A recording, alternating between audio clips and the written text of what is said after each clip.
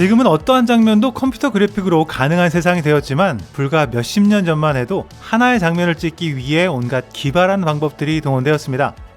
오늘은 CG가 판치던 시절 이전에 인상적인 장면을 만들었던 마술 같은 촬영 방법들을 알아봅니다.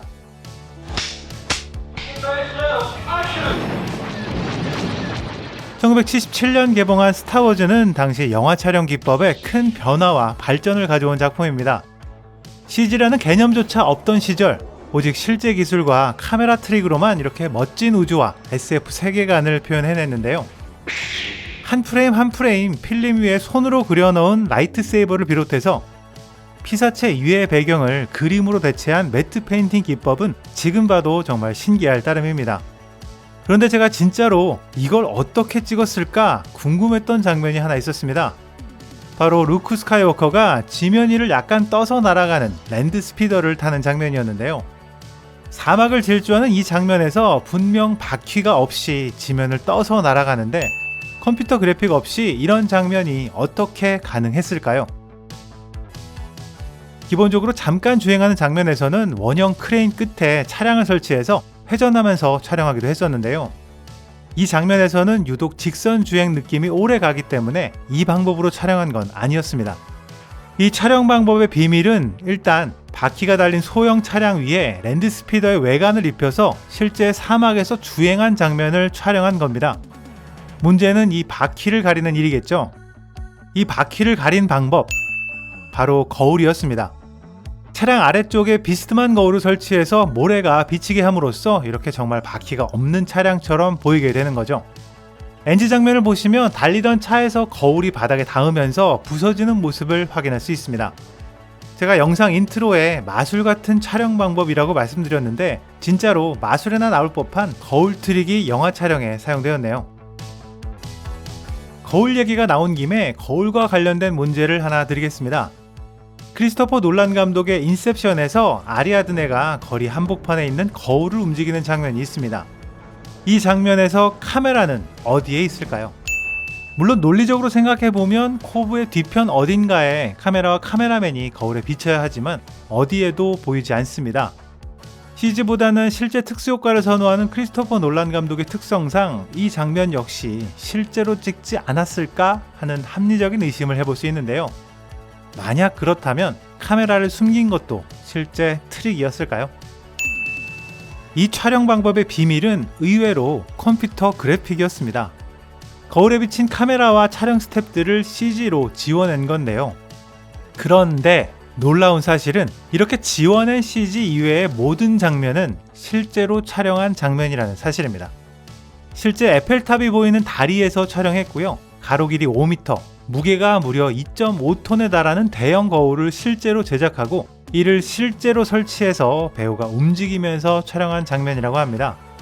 이런 엄청난 노력이 들어간 장면에 카메라 하나 지운 건 딱히 CG로 만든 장면이라 할 수 없지 않을까요? 사실 거울이 들어간 장면 중에는 인셉션처럼 카메라가 거울에 비치지 않는 장면들이 많이 있습니다. 지금 보시는 장면은 1991년 터미네이터 2편의 삭제 장면 중 하나인데요. 분명 거울 속에 카메라가 보여야 하지만 카메라는 보이지 않습니다. 사실 이 장면에는 카메라가 보이지 않는 것이 아니라 거울 자체가 없습니다. 거울처럼 보이는 이 부분은 뚫려 있는 프레임이고요. 이 프레임을 사이에 두고 양쪽 모두에 배우들이 있는 겁니다. 거울 너머 있는 아놀드 형님이 진짜, 이쪽에 있는 터미네이터는 인형입니다. 양쪽에 보이는 사라 코너는 둘 다 실제 사람입니다. 거울 바깥에 있는 사라 코너가 진짜 배우 린다 해밀턴이고요. 거울 속에 있는 사라 코너는 그녀의 쌍둥이였습니다. 거울에 비친 것처럼 서로의 움직임을 정교하게 따라한 거죠. 아시겠지만 이 영화는 제임스 카메론 작품입니다. 이 영화는 자유자재로 외형을 바꾸는 액체 금속 터미네이터 T-1000의 등장으로 영화 속 컴퓨터 그래픽의 신기원을 이룬 작품이었는데요. 이후에도 완전히 CG로 만든 아바타의 명성 때문에 제임스 카메론 감독은 CG에 특화된 감독이라 생각하실지도 모르겠습니다. 하지만 의외로 방금 보신 거울 장면처럼 제임스 카메론 감독은 실제 특수효과 사용에 탁월한 감각과 경험을 가진 감독입니다. T-1000이 총에 맞았을 때 튀어오른 금속은 CG가 아니라 은박천으로 제작된 소품이었고요. Get down. 머리가 반으로 잘린 모습도 실제 만들어진 모형이었습니다.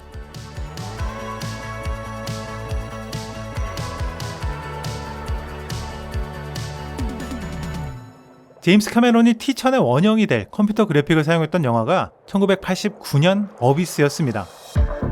당시에는 거의 불가능해 보였던 CG가 처음으로 등장한 영화이기도 했지만 당시의 CG는 기술적으로나 비용적으로도 영화에 사용하기에는 많이 부담되는 방법이었습니다. 그래서 심연 탐사 중에 미지의 존재와 마주하게 된다는 이 영화의 줄거리상 불가능해 보이는 수많은 장면들이 실제 특수효과로 만들어졌습니다. 가장 놀라운 장면 중 하나는 바로 이 잠수정입니다. CG 없이 물속에서 어떻게 실제 배우들이 탑승한 잠수정을 촬영할 수 있었을까요? 사실 이 잠수정은 미니어처입니다. 촬영한 장소도 물속이 아닌 물 바깥이죠. 그렇다면 잠수정에 타고 있는 배우들은 어떻게 촬영했을까요? 이건 미리 촬영해둔 조종실의 배우들을 잠수정에 설치된 프로젝터로 영사한 이미지입니다. 참 감쪽 같죠? 이렇게 알고 보니까 별건 아닌 것 같지만 CG 없이 이 장면을 이렇게 자연스럽게 찍었다는 게 정말 대단할 따름입니다. 제가 개인적으로 충격적이었던 장면이 이 쥐를 실험하는 장면이었습니다. 이 영화에는 심연에서 수압을 견디기 위해서 공기가 아닌 산소가 용해된 물로 호흡하는 기술이 등장합니다. 이 기술을 팀원들에게 소개하는 장면이 바로 이 쥐 실험 장면이죠. 그렇다면 이 쥐는 진짜일까요? 가짜일까요? 정답은 진짜 쥐입니다. 그리고 이 쥐가 들이키는 액체 역시 실제 액체입니다. 산소가 용해된 액체로 호흡을 하는 기술은 영화 촬영 당시 실존하던 과학기술이었고요.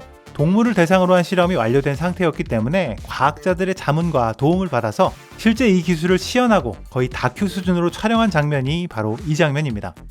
그렇다면 여기서 질문이 하나 생기죠. 주인공 에드 해리스 역시 액체로 호흡하는 장면이 등장하는데요. 이 장면도 진짜로 했을까요? 당시에 이 기술은 사람을 대상으로 한 실험을 완료하지 않았었기 때문에 실제로 한 건 아니었다고 합니다. 대신 물속에서 눈을 뜰 수 있는 렌즈를 착용하고 실제 물을 잠수복 안에 넣어서 촬영한 장면입니다. 대신 숨을 쉬는 것처럼 하는 동작들은 실제는 아니고 숨을 쉬는 척 연기를 했던 거죠.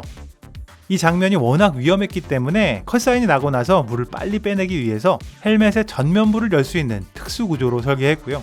여러 번의 리허설과 NG를 거쳐서 어렵게 촬영할 수 있었다고 합니다.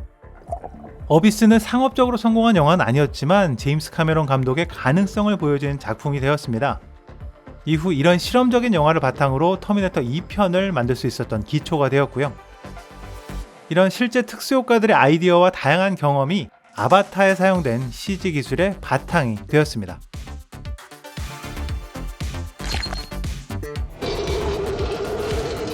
실제 장비, 실제 폭발, 그리고 실제 충돌. 다음 시간에는 컴퓨터 그래픽을 무색하게 만드는 실제 특수효과들을 알아봅니다. 지금까지 빨간도깨비였습니다.